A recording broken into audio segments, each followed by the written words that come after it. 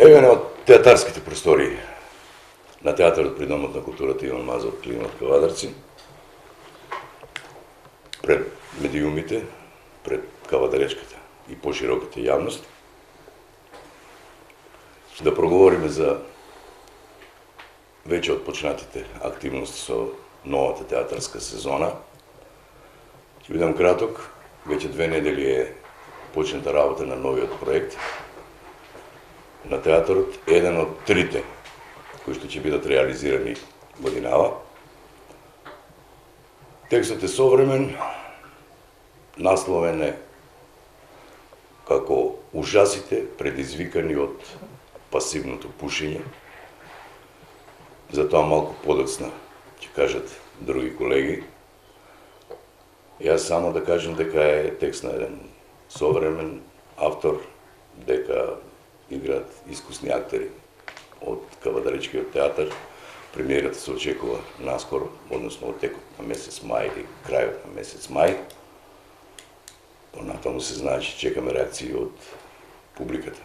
Како што кажа Ацо, текстот е ужасите предизвикани од пасивно пушење или, може би краток наслов само пасивно пушење. Автор на овој текст е Небојша Ромчевиќ.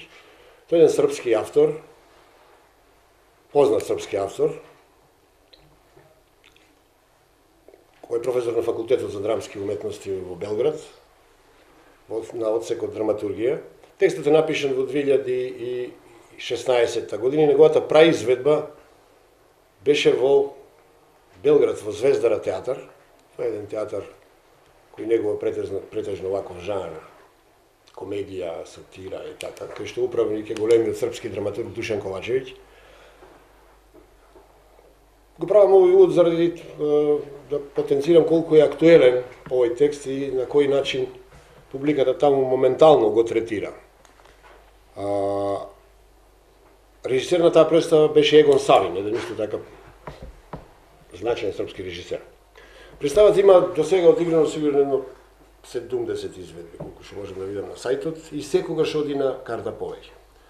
Покрај се надевам добрата актерска екипа што ја имаат, режијата се разбира, продукцијските услови, секако главна работа за толку успешна представа е овој текст. Значи, одамна во мојата професионална пракса не сум се сретнал со комедија толку свежа напишана, толку актуелна. Обично нашите автори пишуваат пиеси кои се однесуваат на некои бивши времења каде што ние не живееме. Че ова комедија, ужасите предизвикани од пасивно пушење, е напишана токму за нашите моментални животи. Тоа е една убава, фин коментар на новата догма во нашите животи, наречена Европска Унија. Значи, тука има многу коментари, фини алузии, критики, игра на зборови, со сите доблести и мани на таа фамозна бюрократизирана Европска Унија. Токму сюжетот, заплетот на оваа комедија е таа така наречена условно строгост на Европската Унија со своите процедури, постапки и така натаму, каде што е еден професор кој има ќерка која студира нешто во Париз, дизајн поточно. Така, отиде да се ја посети својата ќерка и на аеродромот му се случуваат 1001 перипетија, тој е обвинет дека е терорист и станува тука главниот заплет на оваа комедија, додека не се расчисти дали е, дали не е и каков е, кој е, што е, се случуваат 300 чуди. Додека не се заплеткаат нормално решението на сите наши проблеми, а тоа се американците. И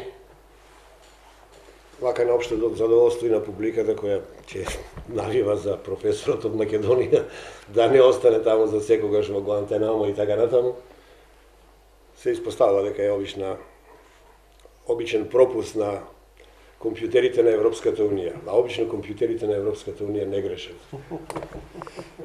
Сакам да ви дадам мал увод, значи за што се работи. За една многу свежа материја, кај што третира современи теми од тероризам, емиграција, на еден шеговит начин, можем да речем.